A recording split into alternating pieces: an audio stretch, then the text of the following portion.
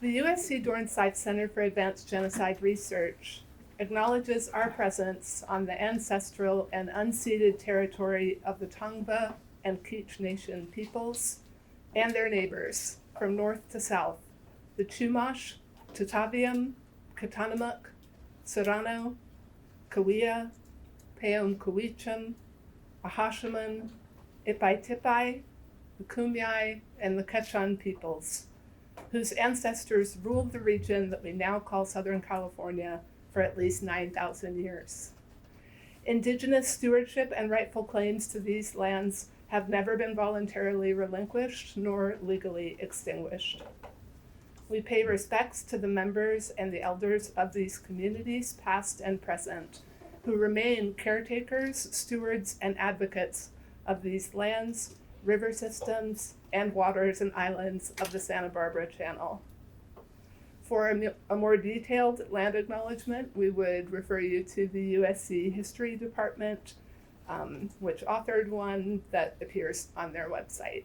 And hopefully my colleague Maya will put that link into the chat.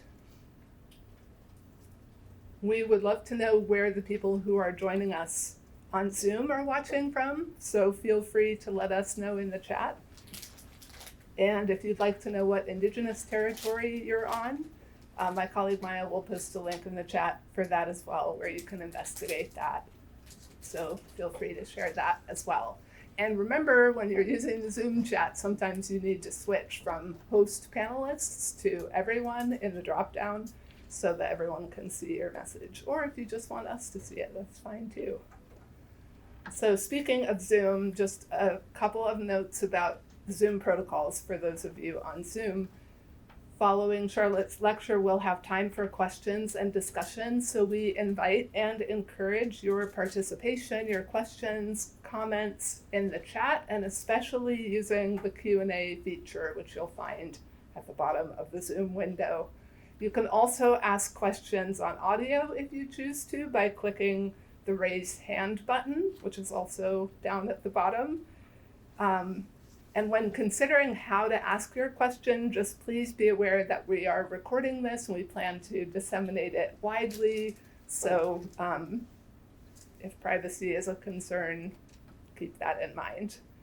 And for the sake of the recording, Maya and I will be reading the questions from the Zoom during the discussion. So now, to introduce today's speaker and lecturer, I will introduce the founding director of the USC Dornsife Center for Advanced Genocide Research, Chappell Guerin Chair in Jewish Studies, and Professor of History, Wolf Gruner. Wolf.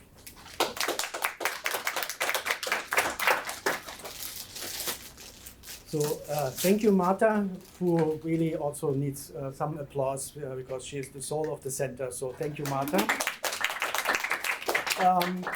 So welcome to everybody here in the room and also on Zoom. We are here to attend the lecture of Charlotte Kiechel, who was last year's USC Shoah Foundation Robert J. Katz Research Fellow in Genocide Studies. The USC Shoah Foundation Robert J. Katz Research Fellowship in Genocide Studies is awarded annually to an outstanding advanced standing PhD candidate from any discipline for a dissertation research focusing on the use of testimonies from the USC Shoah Foundation Visual History Archive or other unique resources we have here at USC. The fellowship enables the recipient to spend 1 month in residence here at USC at the Dornsife Center for Advanced Genocide Research during the academic year and to deliver the lecture, which we're here for today. The fellowship is named after longtime volunteer and former USC Shoah Foundation Board of Counselor Chair Robert J. Katz in recognition of his service to the USC Shoah Foundation. And we want to thank Bob Katz for his continuing support here. The USC Shoah Foundation was founded in 1994, and her mission is to develop empathy, understanding, and respect through testimony. Their programs focus on preserving and expanding their testimony collection, education through strategic partnerships, and global outreach true compelling stories from the Visual History Archive. The Institute's efforts are rooted in the Visual History Archive, a repository now containing 55,000 testimonies of survivors and witnesses from mainly the Holocaust, but also from other genocides and mass atrocities. The USC Dornsife Center for Advanced Genocide Research was founded in 2014.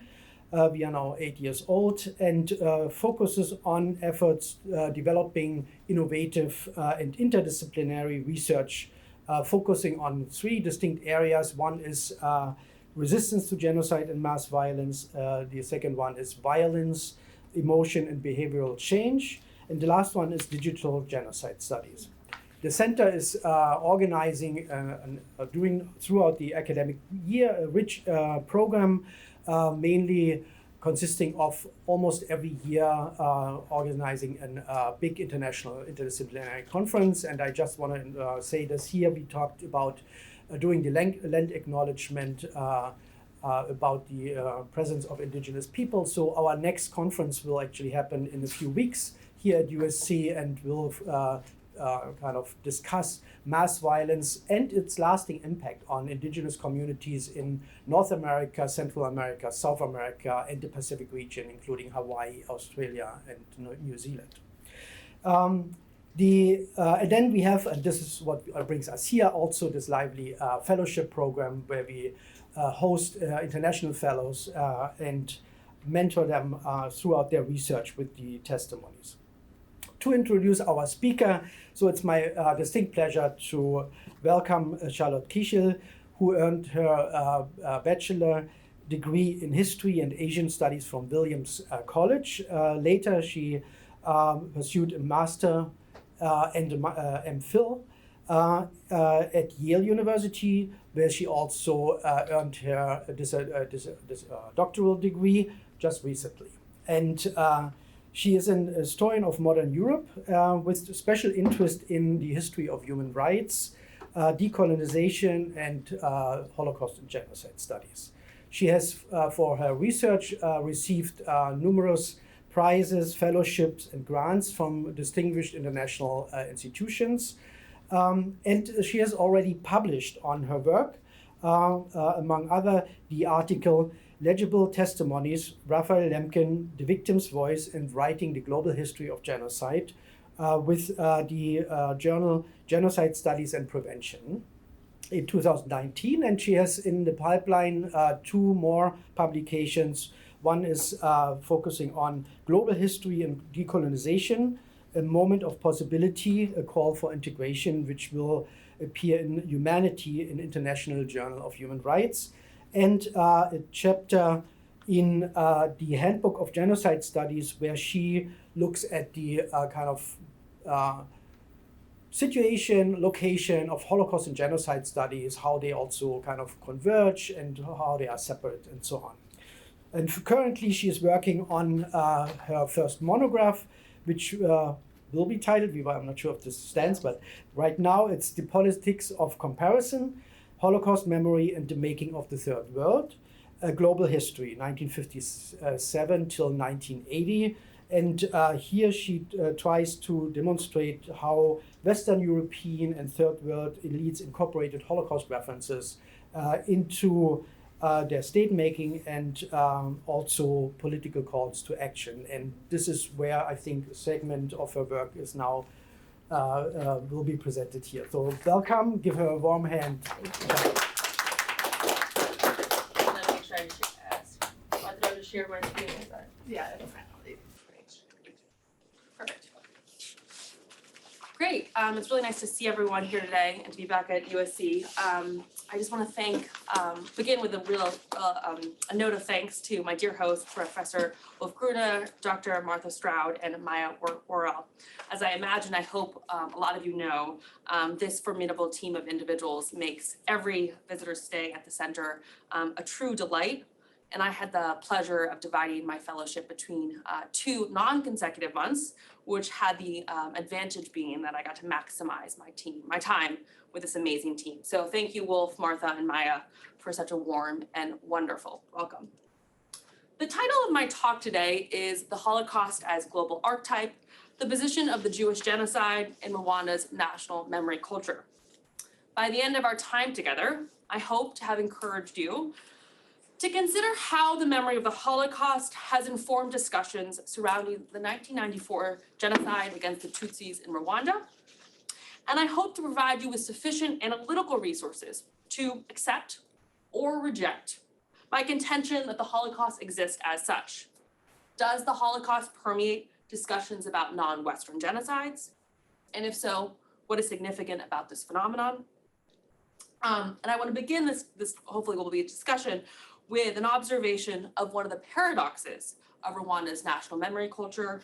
And I want to do so by encouraging you to imagine an alternative imminent future.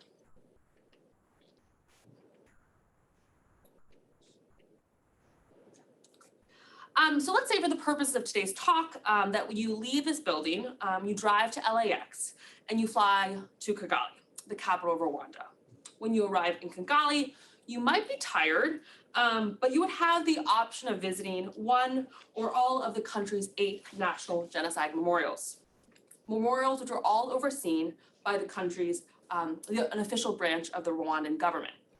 Currently, if you were to take the long flight to Kigali, you'd be able to visit any 8 of the memorials, and in doing so, you would surely gain insight into Rwanda's national memory culture. But let's say for the purposes of our hypothetical, that you make a choice among the 8, and that you choose to decide Rwanda's most well-known memorial, the Kigali Genocide Memorial Center. After a 17-minute drive from the airport, you would arrive at the memorial and the museum, and after moving through the museum's main exhibitions, you would undoubtedly learn a lot about the 1994 genocide against the Tutsis in Rwanda, a genocide in which more than 600,000 Tutsis and many moderate Hutus were murdered in a span of less than 100 days. For most of your visit, you would follow a curatorial path that would, by and large, focus on the historical context surrounding this genocide. And yet during your visit, you would also be invited to reflect upon the precedent of other genocides, the Holocaust included. The second exhibition of the museum, which is entitled Wasted Lives, engages with the history of genocides around the world, including the Nazi genocide of European Jewry. And if, after your visit through the museum's exhibits, you decide to visit the memorial's research center and library, you would find books focusing not only on the history of the Rwandan genocide, but also on the Jewish genocide. Moreover, you would find works that deploy references to the Holocaust while discussing the 1994 genocide. And we wish to inform you that tomorrow we will be killed by our neighbors. This, for example, well characterizes the celebrated work of Philip Gorbachich, a journalist. In his work, We Wish to Inform You That Tomorrow We will be killed by our neighbors. Gorbachich cites Holocaust survivor Primo Levi on 2 occasions. From Survival in Auschwitz, Gorbachich quotes Levi as stating, "If there is one thing sure in this world, it is certainly this, that it will not happen to us a second time." And from Levi's Drowned in the Saved, he writes, "It happened, therefore it happened again. This is the core of what we have to say. It happened, and it can happen everywhere." Now, to be sure, for most of you in this room, Gorbachich's use of Levi, and thus placement of the Holocaust history in a work describing the 1994 genocide against the Tutsis in Rwanda, is not that surprising. In 2022, we live in a world where Holocaust references are seemingly abundant. US politicians frequently make reference to the Holocaust. Meanwhile, it's not uncommon for humanitarian activists seeking to draw attention to events at the US southern border or in Syria to call upon the specter of past Nazi crimes, and to do so as a means to declare their moral and political outrage.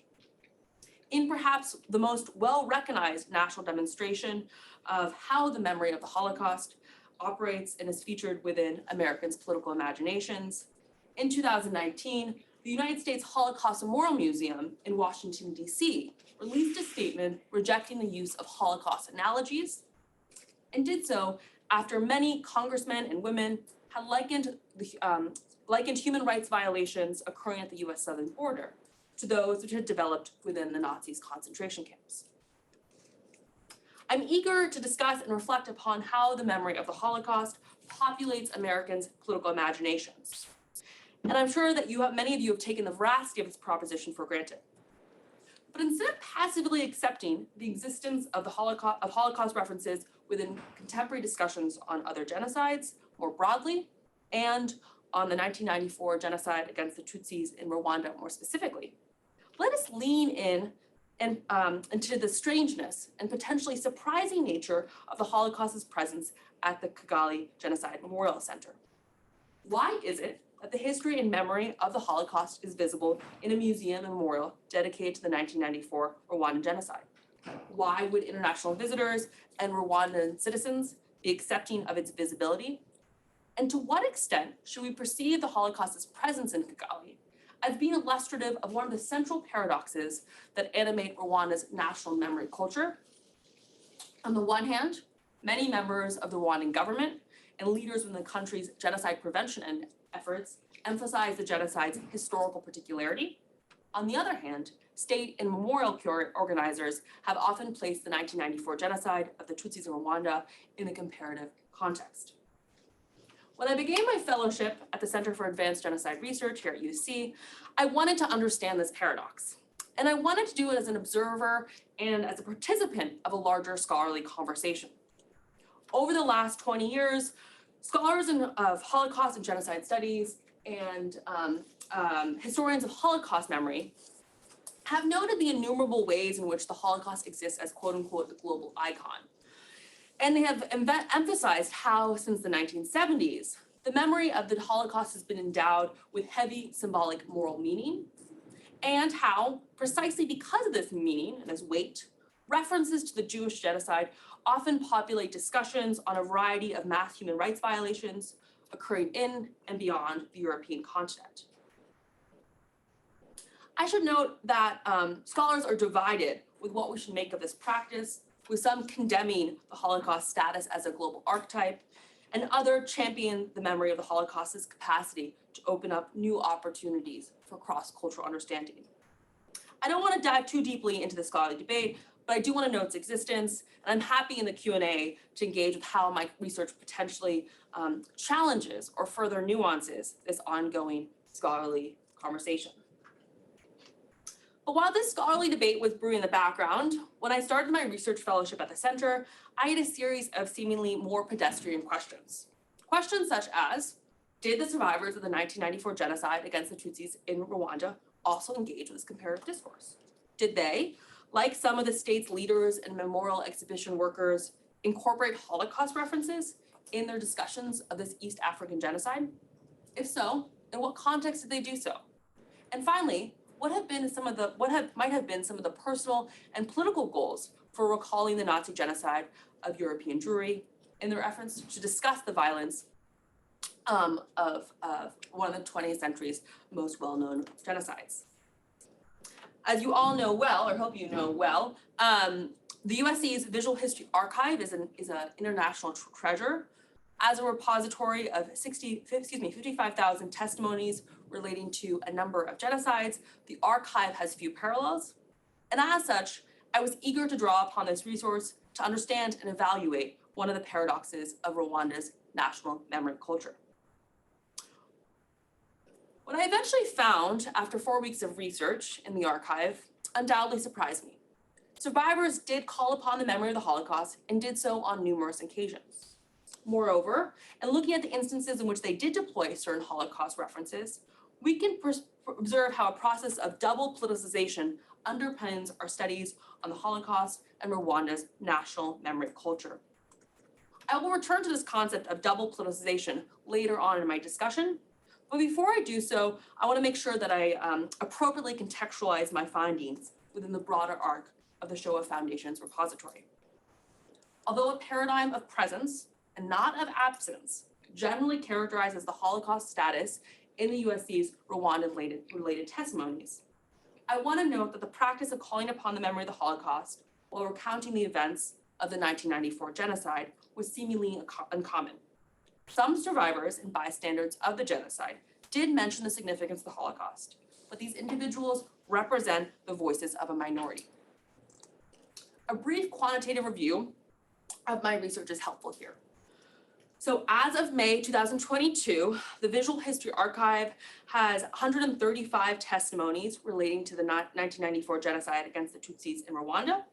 Of these 5 testimonies, 97 of them were either in English or had English subtitles. Since I do not speak or read Rwanda, Rwanda's national language, I focus my research on the testimonies that I could access in English. Therefore, during my fellowship, I worked exclusively within this collection of 97 testimonies. Most of them are more than 2 hours long. And as such, I rarely listen to survivor, bystander, or perpetrator testimonies in their entirety. Instead, I focus on the segments of testimonies which I perceive to be most likely to include Holocaust references. To further unpack this point, it is worth discussing the semi-standardization of the archive's Rwandan-related testimonies. By my count, 3 organizations oversaw the production of the vast majority of these 97 testimonies. These include the USC Shoah Foundation, the Houston Holocaust Memorial Museum, and the Kigali Genocide Memorial Center. Notably, among the 135 testimonies, the Kigali Genocide Memorial Center oversaw the production of 110 of them. And notably, and potentially even more importantly, since the affiliates of the Kigali Genocide Memorial Center have begun collecting survivor testimonies in the early 2000s, their interviewers have largely followed a standardized format of questioning, meaning that testimonies begin with survivors providing their biographical details, conclude with survivors reflecting on the genocide's larger significance, and often include a discussion about a set number of topics such as commemoration, education, or forgiveness. Because of the testimony's semi-standardized format, as well as the Visual History Archive's excellent interface, I was able to strategically listen to certain portions of the survivors' testimonies. Therefore, in working through the collection, I focused on only certain segments of these 97 testimonies. These were the segments in which survivors talked about reconciliation, justice, and genocide prevention, or when they were asked to reflect upon their messages for a future generation. I chose these topics in particular because I perceived them as representing the moments in which survivors were most likely to mention the significance of the Holocaust. Among the 97 testimonies that are in English or have English subtitles and that are available in the Visual History Archive, only 5 of them included a reference to the Holocaust. By my count, 5 out of 97 gives us a figure of approximately 5%, meaning that 95% of the archive's Rwandan-related testimonies did not include any mention of the Holocaust. This figure of 95% is surely an interesting point of discussion, and it is so insofar as it reminds us of the limits of the Holocaust status as a global memory. Indeed, although many human rights activists and journalists have historically placed the Rwandan and Holocaust genocides in a comparative discourse, most survivors who provided testimony to this international archive did not participate in this practice.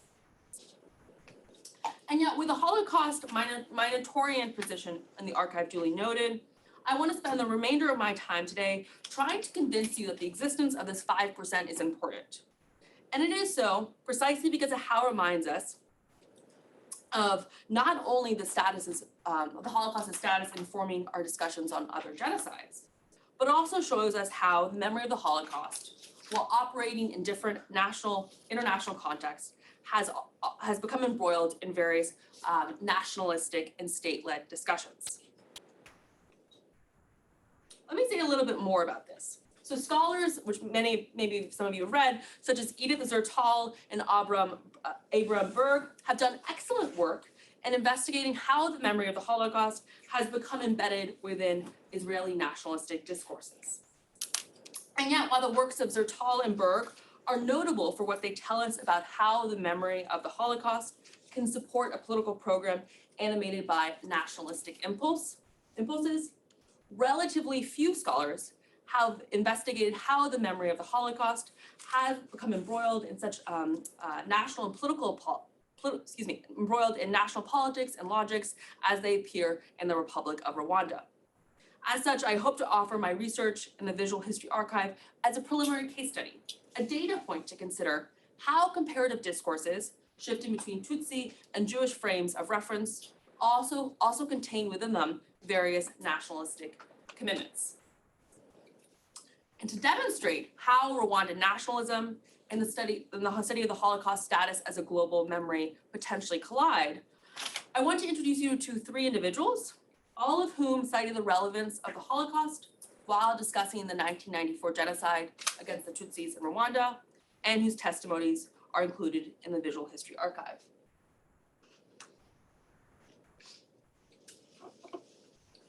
So I'll get to the I refer to these individuals as Jean-Pierre N, Theodore S, and Tito R.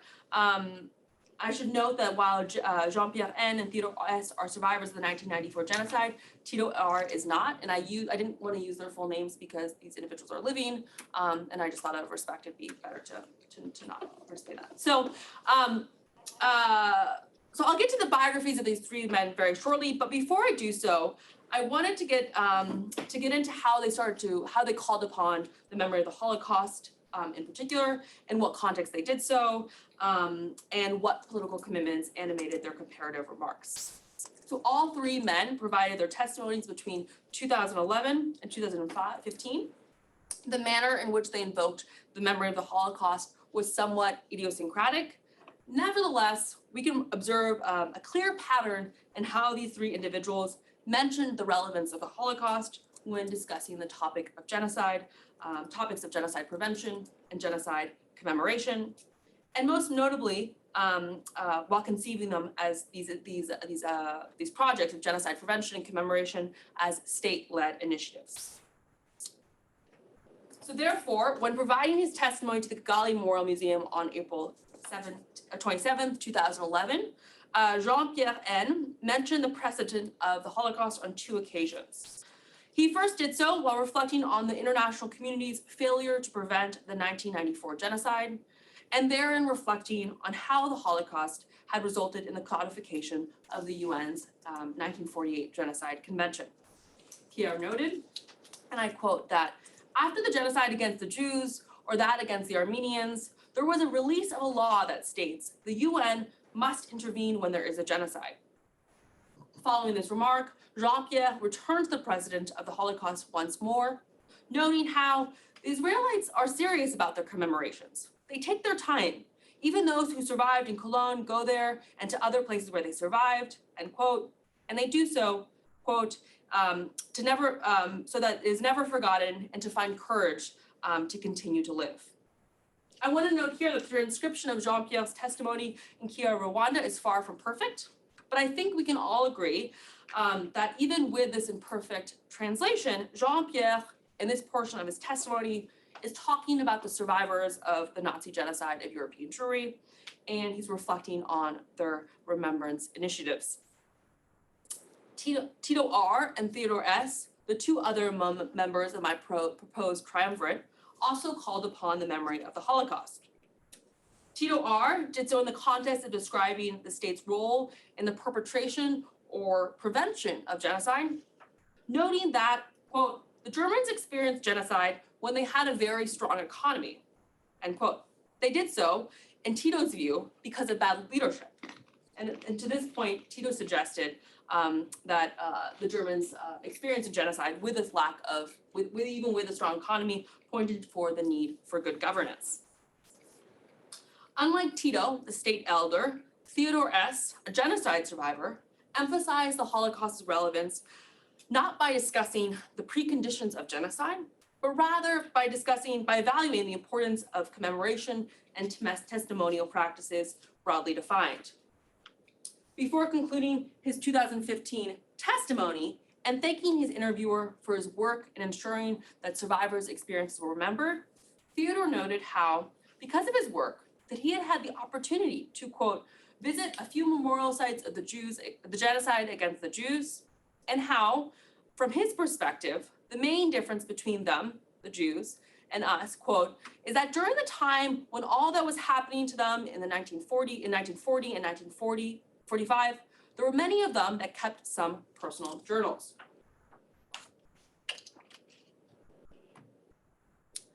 Now, for many scholars, with a particular interest in Jewish victims' diary and writing practices, this latter remark by Theodore is surely interesting. It points to how international audiences are aware of the testimonial practices that Jewish victims and survivors deployed. Moreover, it underscores how international audiences have come to understand Jewish testimonial practices as being one of the Holocaust's distinctive features.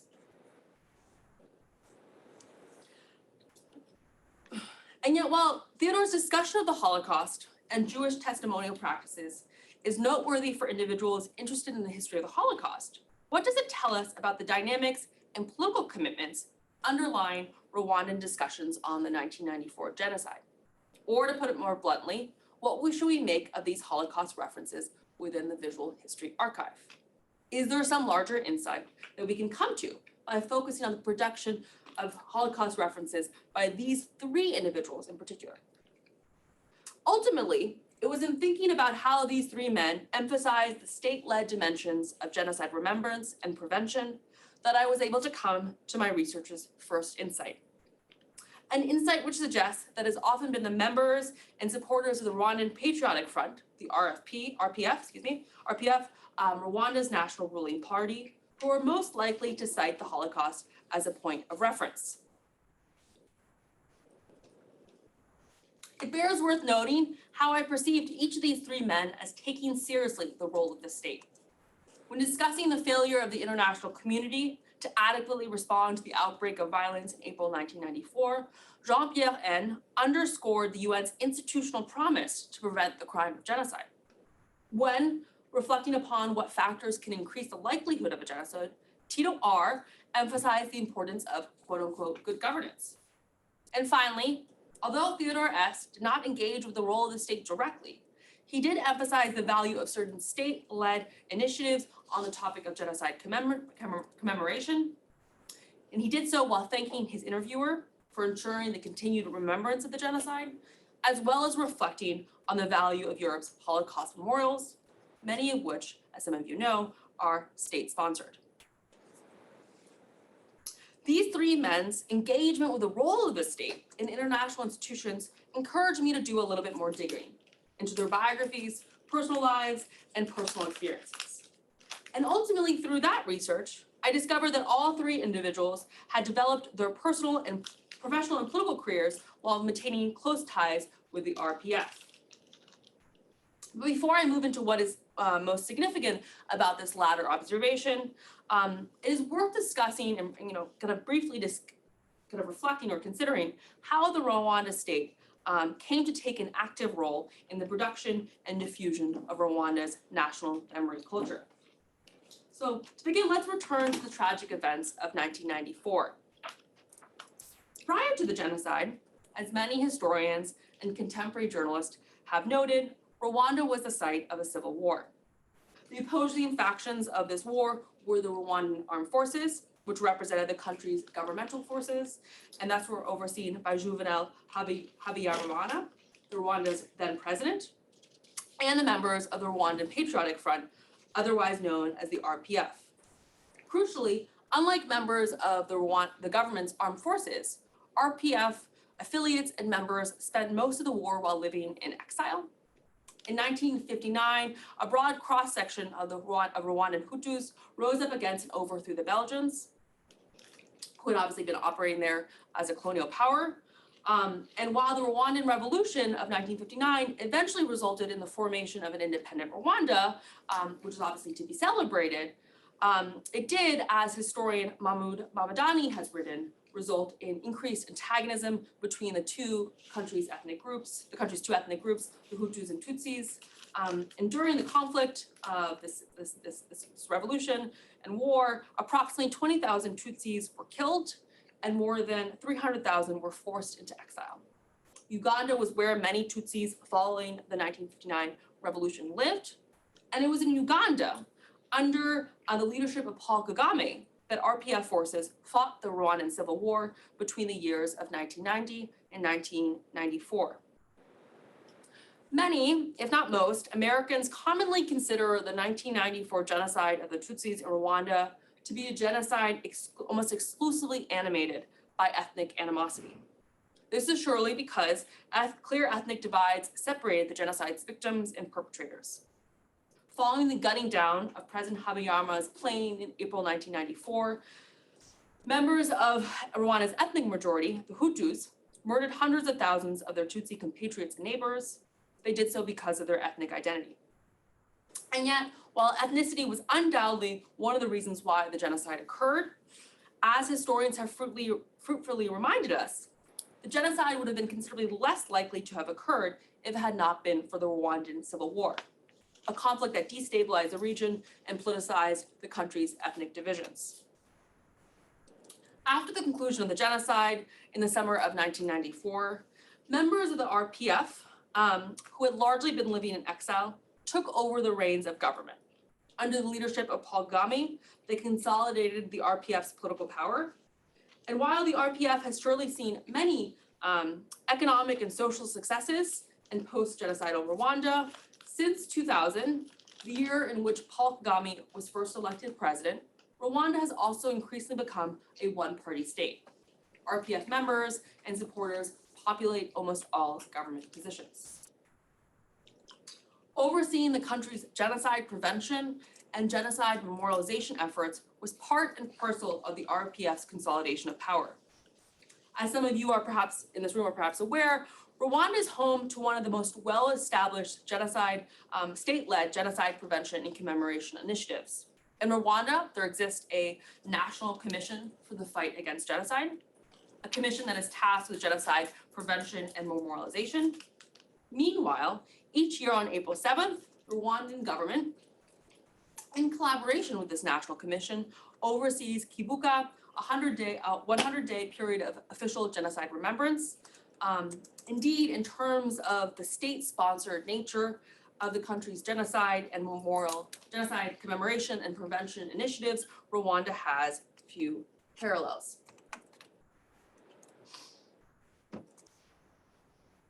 While Rwanda maintains a distinctly state-led approach to the project of genocide memorialization, members and supporters of the RFP have taken an active role in consolidating how the 1994 genocide of the Tutsis in Rwanda is talked about and remembered. And notably, while looking into the biographies of these three men, whose testimonies I have cited, we can perceive that all of them have maintained especially close governmental ties. Political scientist Anu Chakravarti, who's an associate professor of political science at the University of South Carolina, Columbia, has described Tito R as, quote, a senior RFP statesman. In addition to being a senator in the Parliament of Rwanda, Tito was an executive in Rwanda's Ombudsman's office. And additional research shows that Jean-Pierre N. and Theodore S. also maintain government ties. Jean-Pierre N. previously worked in the Ombudsman's office with Tito R. And Theodore S., in contrast, is a former president of one of Rwanda's largest survival associations, Ibuka. And while Ibuka is a private association, since the early 2000s, it's increasingly maintained close government relations. Political intrigue and accusations of human rights violations follow an observation of these three men's personal biographies. Perhaps more than any representation of the 1994 genocide, Hotel Rwanda, the 2004 film featuring Don Cheadle, has had the largest impact in defining U.S. popular perceptions of the 1994 genocide against the Tutsis in Rwanda. Cheadle was nominated for an Academy Award for his role in the film, and while the film had a moderate success at the box office, it undoubtedly resulted in a greater proportion of the U.S. population knowing about the tragic genocide of 1994. Today, filmgoers seldom consider Hotel Rwanda, the film, to be embroiled in an international political controversy, one in which accusations of terrorism, human rights violations, and authoritarianism are abundant. And yet it's in precisely this context in which we should evaluate the 2004 film. Since summer 2020, the real-life individual who Don Cheadle's character was based on, Paul Rusesabagina, has been in prison. In August 2020, the Rwandan government charged him with terrorist-related charges. In September 21, he was found guilty and was sentenced to 25 years in prison. a sentence which human rights organizations such as Amnesty International have condemned. I bring up the significance of the Hotel Rwanda controversy not because we are 30 minutes away from Hollywood, but rather because it points to the real-life political stakes that underpin our discussions of testimony and the Holocaust status as a global archetype or memory. I also do so because it directly relates to Jean-Pierre N's testimony. Jean-Pierre spent part of the genocide by residing in the Hotels des Mille Collines, the place of refuge, around which the plot line of Hotel Rwanda unfolds, and thus the site where many international observers see as the location for Paul Rusesabagina's astonishing heroism. During his testimony, in addition to reflecting upon the commemoration practices surrounding the Holocaust, Jean-Pierre also challenged narratives which portray Rusesabagina, Paul, in a heroic light. And he did so not only in his 2011 testimony, but also previously. Following Hotel Rwanda's 2004 release, Edward Kiechel, another survivor of the 1994 genocide, published an account in which he denied the veracity of Rusesabagina's retelling.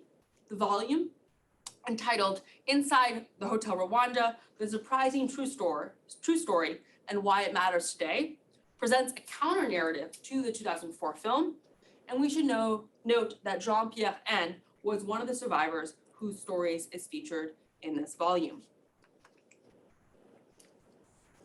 I want to pause right here and state outright that I'm not in a position to weigh in on whose testimonies regarding the events of 1994 represent the more accurate account, nor do I wish to be.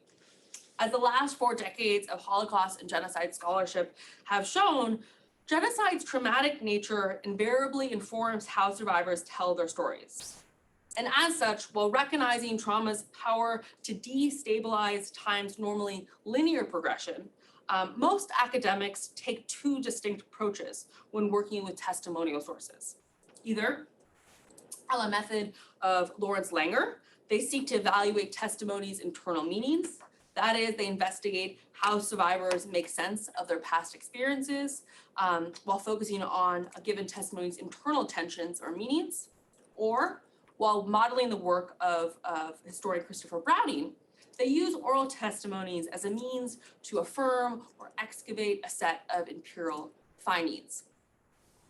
As a scholar whose primary research interest resides in the field of modern European history, when working with testimonies involving the 1994 genocide against the Tutsis in Rwanda, I'm not in the position to deploy either one of these approaches successfully. Therefore, I bring up the Hotel Rwanda controversy not as a means to investigate the events of 1994, but rather as a remarkable demonstration of how a process of double politicization characterizes our studies of the Holocaust as a global archetype and our studies of Rwanda's national memory culture. By double politicization, I mean that our investigation into these topics is politicized in 2 dimensions. First, it is politicized by the fact that debates over the Holocaust comparability and therefore relationship to other genocides almost always take a political and often polemical nature.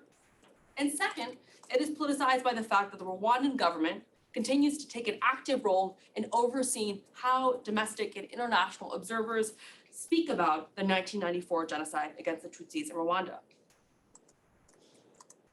In my time remaining, I want to briefly discuss the 2 other testimonies within the Shoah Foundation's archive of testimonies on the 1994 genocide, 1994 genocide, which also feature Holocaust references. And I want to establish why the Holocaust references deployed by these 2 other survivors are also of analytical significance. In short, while the first 3 testimonies that I've analyzed point to how Holocaust references can stand part and parcel of a state-led discourse, these last 2 testimonies document how the memory of the Holocaust can support survivors seeking to make sense of their experiences and do so on an individual basis. The first of these 2 testimonies is the testimony of Console N. Console was born in 1979 and was interviewed by a member of the USC Shoah Foundation in May 2017. During her testimony, Console cited the relevance of the Holocaust while discussing the power of community. Sometime in the early or late 2010s, Console began to speak at UN events on the topic of, quote, the genocide or the Holocaust.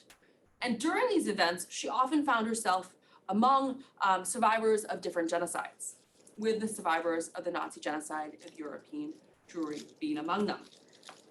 And notably, it was in the context of describing her participation at these UN events that Console made mention of the Holocaust, stating, quote, of course, those who went through the Holocaust, it's similar to what happened to us.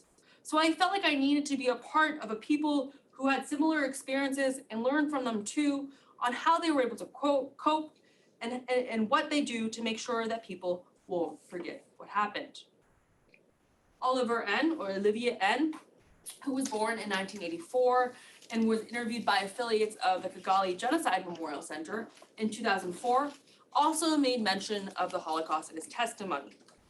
While seeking to affirm the fact that the events of 1994 did indeed constitute a genocide, Olivia noted that as the genocide of Jews happened, quote unquote, as the genocide against the Jews happened, end quote, the 1994 genocide against the Tutsis in Rwanda also occurred. In short, while the first three individuals whose testimonies I examined called upon the memory of the Holocaust while affirming the importance of certain state-led initiatives, Console N. and Olivia R. reflected on the history of the Jewish genocide in a different context. They did so most notably as they described the power of community or challenged genocide denialism's enduring persistence. Last April, when I was a fellow, Professor Sarah Horowitz, last April, Professor Sarah Horowitz, a scholar of Holocaust and literary studies, provided an impassioned demonstration of what insights we can gain by reading survivor testimonies through acts of close reading and on an individual basis. In her annual Shapiro Scholar Public Lecture, Professor Horowitz investigated a number of Holocaust testimonies, more specifically, testimonies that were produced by survivors of the Holocaust who had endured the persecution as young adults or as children. And by paying close attention to questions of implantment or genre of tragedy, Professor Horowitz uncovered new insights with respect to how survivors had made sense of experiences of sexual assault, loss, and suffering. For my research project at the Center's Visual History Archive, I deployed a different methodology.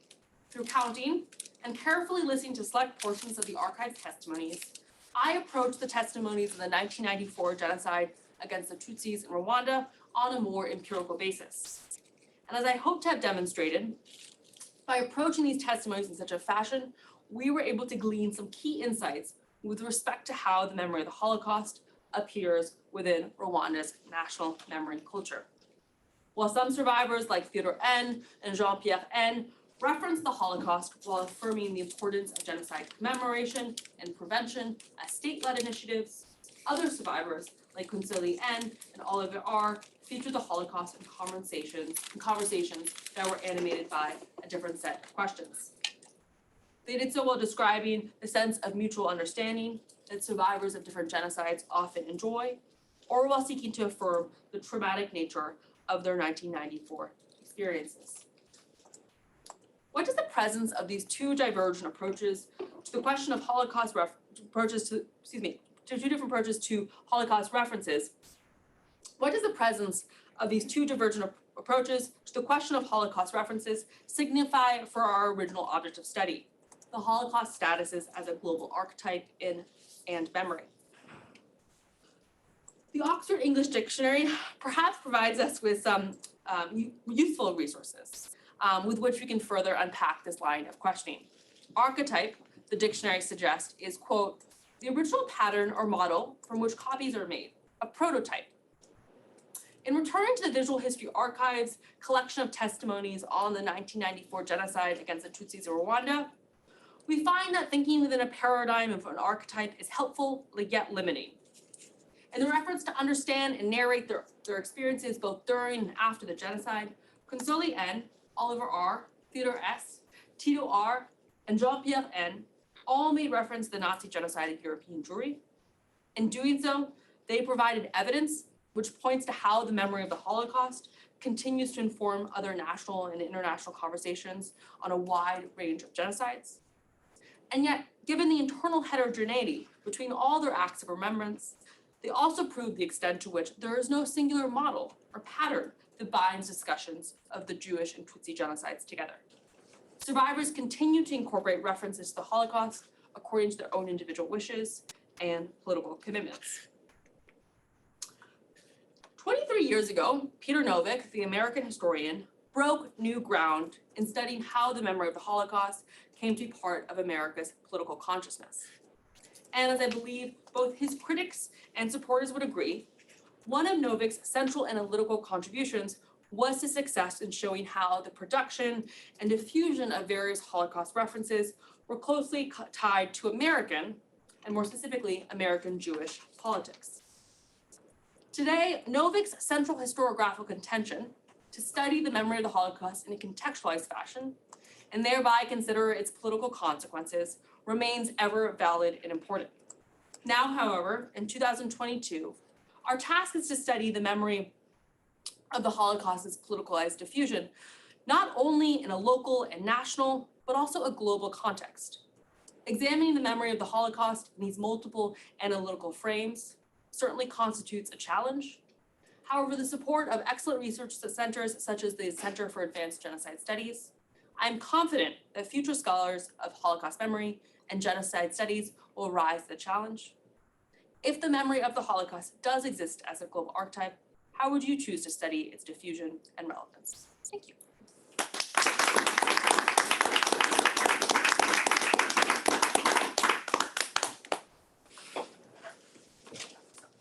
All right, thank you so much for that powerful lecture, powerful question. So we'll take questions now, obviously, from the room and also on Zoom using the Q&A feature and the chat and any other way you would like to ask questions. Yeah.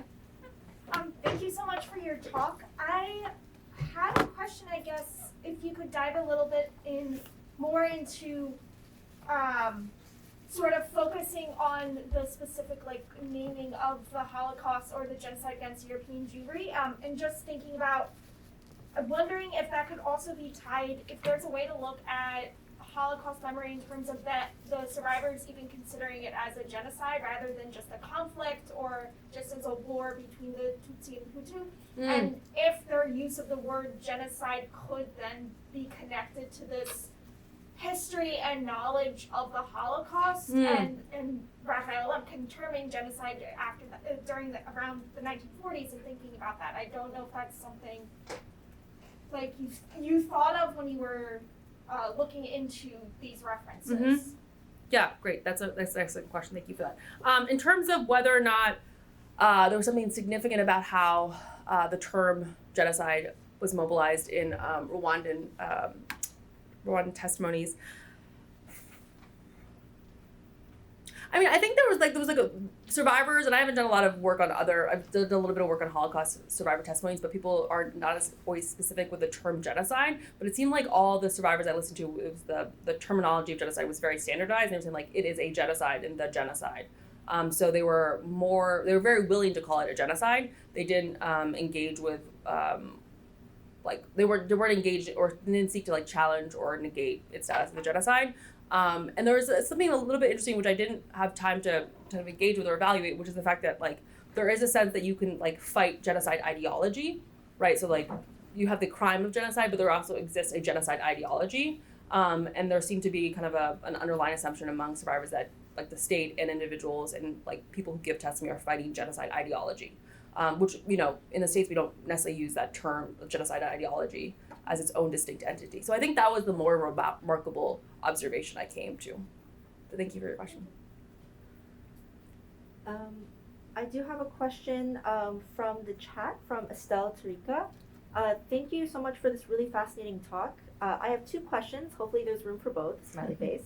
One, I worked on similar topics in relation to Latin America, and wonder if you work in this area as well, or what your other cases are. Two, methodologically, I've also encountered the problem of working with like a limited archive of direct references to the Holocaust in some Latin American countries, yet finding these quite significant despite their numerical scarcity and their relative brevity. How do you, in your own work, negotiate the imbalance between a quantitatively small pool and the weight of one's qualitative analysis? Those are excellent questions. Estella or Stella? Estelle. Estelle. Thank you so much, Estelle. Those are really significant and substantial. Okay, so on the first one, for my other case studies, so this, let me just kind of back up and say where this project fits in kind of my larger research agenda. So my dissertation and what will be my first book looks at how Holocaust references were mobilized during the Cold War from 1950 to the late 80s or early 80s, excuse me. And I'm interested there in uncovering how West Europeans deployed Holocaust references as they thought about and made political claims for the quote unquote third world. So the case studies that I document in that book project are Algeria, Vietnam, Biafra, Bangladesh, and Cambodia. So those are, span the world, and they're obviously all occurred many decades before the Rwandan genocide of 1994. So Rwandan genocide would be kind of a coda to the book project, and to kind of consider how nations and a politics of nationhood are still constitutive of this kind of comparative discourse that I see across time and space. So that's my larger kind of intellectual investments in the project.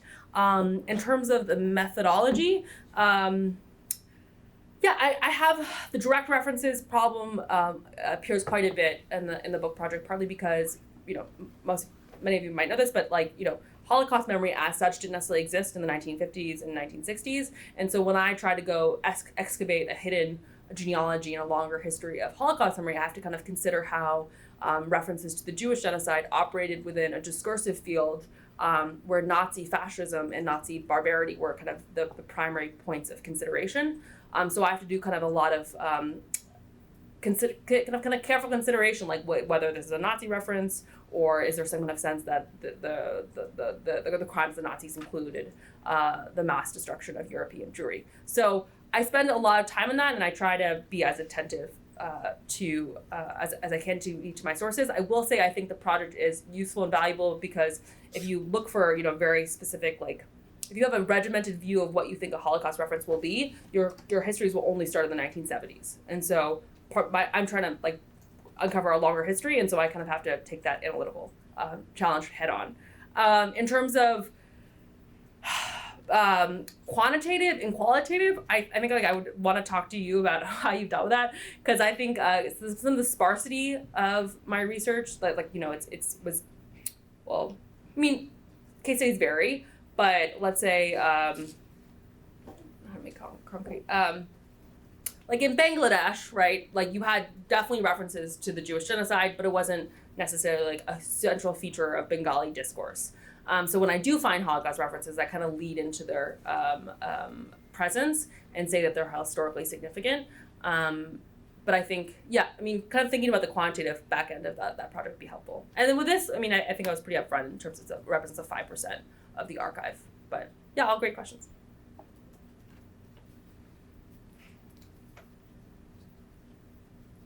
Yeah, thank you, Charlotte.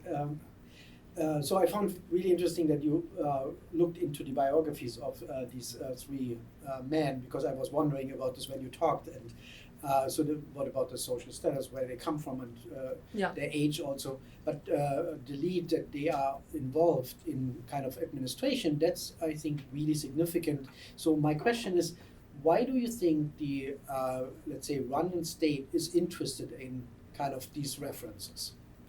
Because you mentioned in the beginning that the museum has this prominent there. So why would you think this is? Yeah. I don't know if the state has a specific interest in cultivating the references, but I would imagine that it kind of operates at a tier of international discourse, and so the people who are part the higher up of the administration have more access to that discourse. like they're inundated in a social sphere where references are more commonplace, and so they kind of repeat it back to them. But the basic response to like why the Rwandan state would care about or be interested in Holocaust references would be saying like it affirms the validity of the Rwandan genocide. It makes it legible to international audiences who wouldn't necessarily care. So for Philip Gorovitch to cite Primo Levi like helps kind of encourage his readers to care about what he's saying. And I think you could make the similar argument that such a similar process occurs with the Rwandan genocide. I doubt there's been like a top-down mandate from the Rwandan government to kind of think about Holocaust references, but it's more prevalent in official discourse than it is in unofficial discourse. And I think that was what we had like our original conversation in March, which was about this question of class. So within the larger project, when I excavate kind of a third world history of Holocaust references, you end up thinking about elites, right? People who did their high school or university years in Europe and then moved, returned home, and those are the people who are more likely to deploy Holocaust references. And that was kind of similar with its archive, insofar as when you had women who were giving testimony, weren't part of a position of power, right? They were just kind of in like the just everyday Rwandan citizens and Tutsis. They didn't like speak of the genocide and such. Yeah, so I guess like I focus a lot on the role of the state for this talk, but I think you could also look at it as a role of class. My sense of it was like all five were of kind of a well-to-do class insofar as they were like had a friendly relationship with the interviewers. I think Olivier has become an accountant. Like they've all kind of have like white collar jobs. So I'm interested in kind of thinking about the state, and I also felt like that was the most significant observation because it took the most research. Like it wasn't obvious who these men were when they first started giving their context, like how significant their government connections are. So I wanted to observe that and say like that's a feature of the archive, but you could definitely look at this question from a class side, and that'd be a really interesting question. Yeah. I have another question. I have a question from Julie HW. Hi Charlotte, thank you so much. I'm researching the Rwandan testimonies from the Kigali Memorial Center, focusing on women's experience of sexual violence. Yeah. I wonder if you can comment on the role of NGO organizations in influencing the framework of the testimonies in respect to the references to the Holocaust. Is this a significant influence in your view? Yeah, that's a very helpful question. I would say, well, it's outside of my realm of expertise because I didn't look at how NGOs are really engaging with the survivors. But I guess my question would be Julie would be to kind of consider what questions are being asked by the Kigali Memorial Center, and the degree to which she sees that those questions kind of being a reflection of broader NGO international discourse. And I think that I saw in my own archive. So you could there was this kind of distance, if you will, between what the interviewer was asking and what the interviewee was saying. And that's partly a reflection of the standardization of the questions insofar. Like if you want to make sure that you're talking about, post-genocidal reconciliation, if you want to make sure that you're talking about like the welfare state, or you want to, like if you have topics that you want to discuss during that interview, you're not necessarily going to follow what the interviewee wants to talk about, and that could reflect NGO practices. And I think the question with the sexual assault and violence and testimony practice, I would imagine they have their own, people who work on gender-based violence in sub-Saharan Africa have their own kind of discourse to think about trauma. And so whether or not the Kigali Memorial Center, the affiliates of the Kigali Memorial Center are seeped in that discourse would actually be really interesting to see, like, because their primary motivation and focus is on the Rwandan genocide, well, you could imagine other NGO workers and interviewees would be focused primarily on gender-based violence. Mm-hmm. So you could kind of compare the two, I think. But yeah, out of my realm, but I think it's probably there. That actually does segue into another question that someone asked, which by Orange Steer. Thank you so much for your talk. And the reason why it connects is I think you talk about like the questions and how they, like the framing of them. And Oren also has a question about that. I appreciate your acknowledgement of the difficulty of mining VHA testimonies for this kind of specific information. I do wonder about the context in which the mention of the Holocaust as a reference point arose in the testimonies themselves. For example, like what questions or themes triggered them? Yeah, so I think they were mostly on commemoration, like why are you giving testimony, or what do you think the role of genocide commemoration is, or so that's kind of one bucket, and then you can kind of think about genocide prevention. So what is the role of the state? What are the role of the gacaca courts, right? So transitional justice and post-genocidal justice. I've been a prolonged conversation with Rwandans. You have the International Tribunal, and then you also have the local gacaca courts. So they want to talk about reconciliation. So I was kind of looking for moments when survivors of the 1994 genocide against the Tutsis would think about their experiences in a larger international and comparative context. So I thought those moments would occur when they were asked to engage with like these larger, kind of more heady concepts. So when you're, saying like, okay, what happened to you on, the second week of April? Or where were you when you left your mother? Or what was the last time you saw your father? You wouldn't necessarily engage with the Holocaust, I thought, and it's an assumption. Someone could argue conversely or argue against me. I assumed that when you're kind of detailing like the logistical features or the kind of sequential features of your experiences of survival and flight, you wouldn't necessarily talk about the Holocaust. When you're kind of forced to zoom back, you might make these kind of cross-cultural comparatives and reflections. So, the point, like the archive is massive, and as anyone who knows works with oral testimonies, it takes a lot of time to just work through a small amount of that material. So you have to kind of take it for what you will. Like I couldn't listen to every testimony for 3 hours long, right? I mean, maybe I could, but I didn't. Be a lot.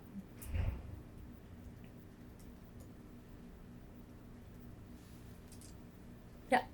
So I guess another question then building off of that, when you were listening and hearing this sort of reflecting and thinking about this in the cross-cultural references, I know in one of the testimonies you pulled up, they also mentioned the Armenian genocide. Were there other genocides that were being mentioned beyond the Holocaust, or did you find that it was mostly those five testimonies that gave reference and the one that also gave reference to Armenia?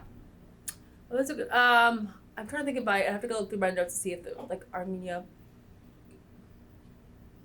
I don't think so. I mean, the other genocides, like some people would say that the 1959 revolution was also a genocide, that there was like it was only one. The 1994 genocide was one of many genocides that occurred in Rwanda, so that would be the other genocide that would occur.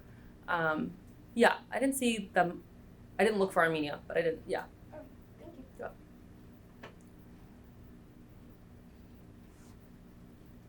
Well. Yeah. So.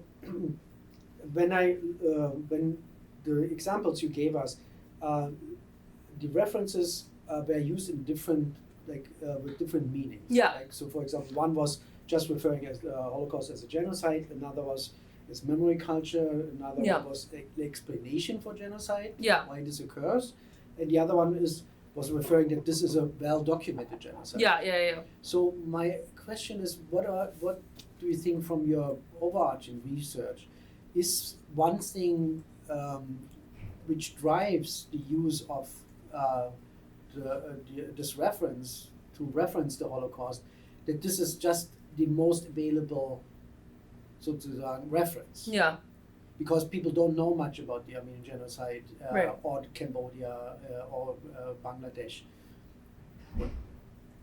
Yeah, I think I would agree with you that they picked the Holocaust reference because it is the most legible and the most well-known, and the most available recognized, but also recognized on multiple dimensions. So you can kind of reference the Holocaust when you're trying to talk about justice and like Nuremberg. You can recognize it when you want to talk about the Genocide Convention in the UN. You can reference it when you talk about state-led commemoration practices and thinking about Berlin's memorial to the murdered Jews of Europe, or when you think about testimonial practices. So although I kind of broadly categorize Holocaust references in this broader container, there's lots of different versions of the Holocaust that people are calling upon. And so in that capacity, it's a pretty capacious reference point. One thing you kind of observe, which might be interesting, and I hadn't thought about this until now, would be like they don't reference individual survivors, individual Holocaust survivors, right? So it's kind of institutional or state-led responses to the Holocaust, or the Holocaust is this, this colossal tragedy of the 20th century that we're still coming to terms with. It's not like, okay, well, remember what Primo Levi said. And you could imagine a different kind of world that would be a totally reasonable and kind of point of comparison to kind of say, to make the comparison on an individual claim. But they're not doing that. And they're not,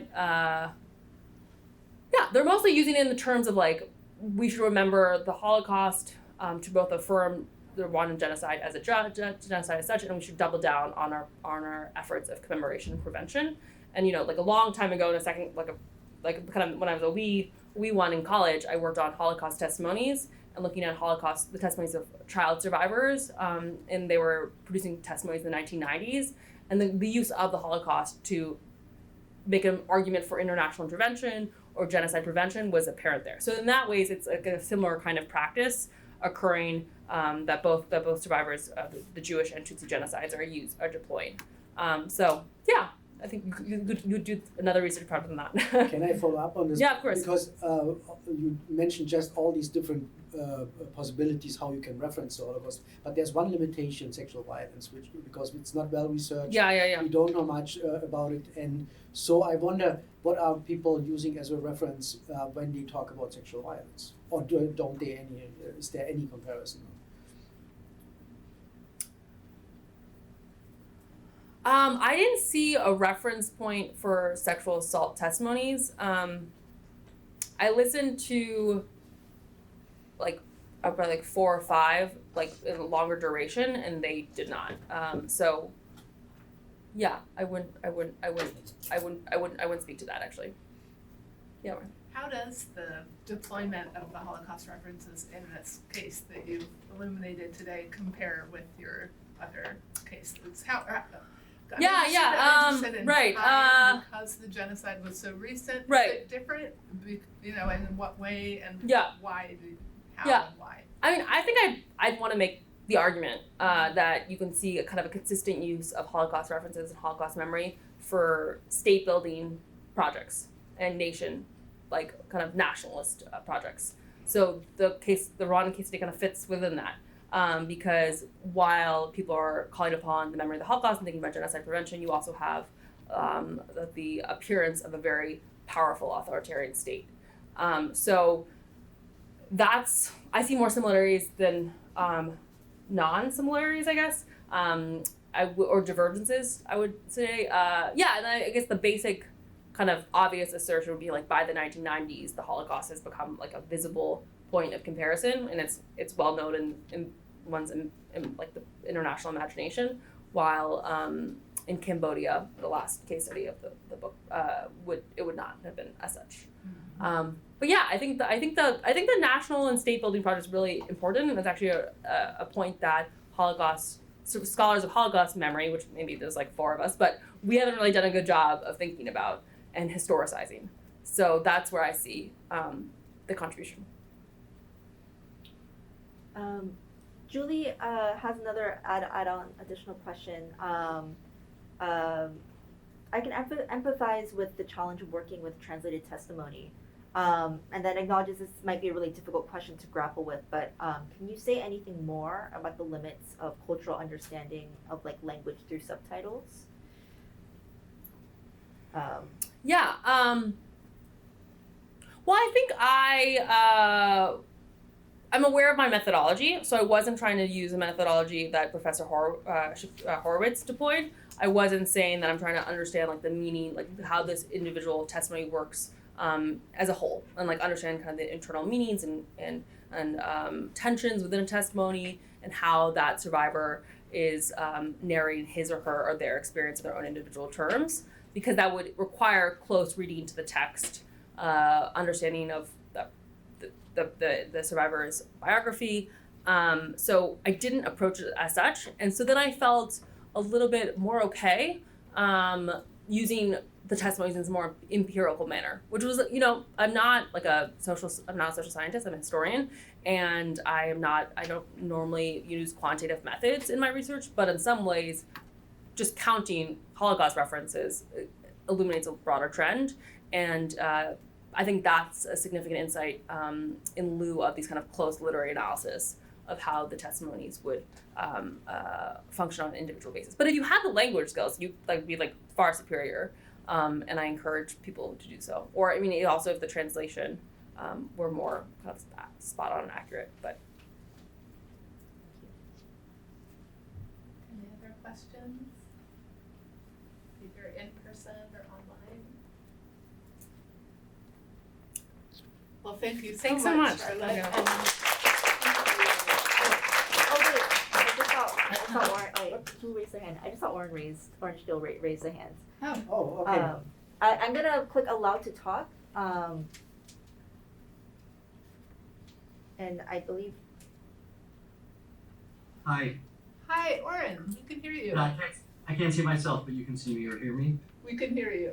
Yeah. Great. I'm sorry to jump into the last second. If you want to all go and have a coffee, whatever hour it is there, please feel free. I guess it's this issue. I think this issue of the genealogy of Holocaust of the Holocaust as a global archetype is, the really tricky, slippery thing that you're doing, which is really so fascinating. And I think you're looking for a needle in a haystack.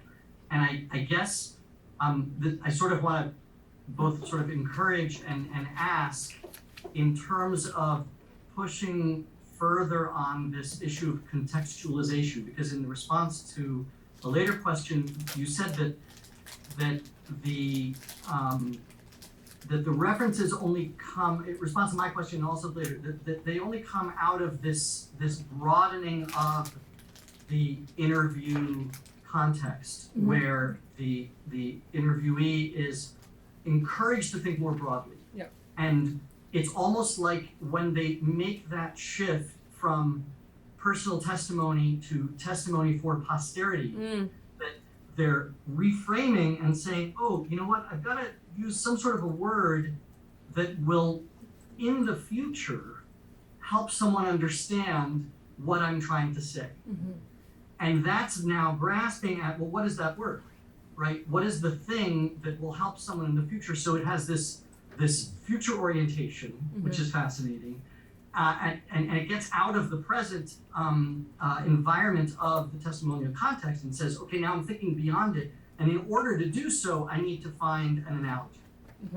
And I loved also earlier in the paper that you kind of mentioned that whole botched episode of the USHMM saying we reject analogies because, well, that's how we think.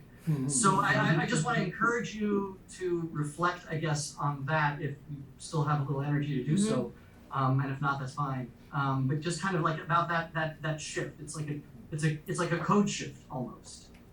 But even beyond translation, it's like thinking in a different way. Yeah, so great, thanks, Oren. I would, I guess I hear you asking two questions. There's one question which is like potentially a periodization of when Holocaust analogies become predominant, and then the other one is to consider, sorry, I lost my train of thought. The shift in the testimony. Yeah, the shift in the testimonies of what purposes. Thank you, Wolf. So yeah, I like the way you're framing that. There is this kind of future-oriented logic that comes in these more like meta questions, and that they're demanded or produced by the interviewer, not the interviewee.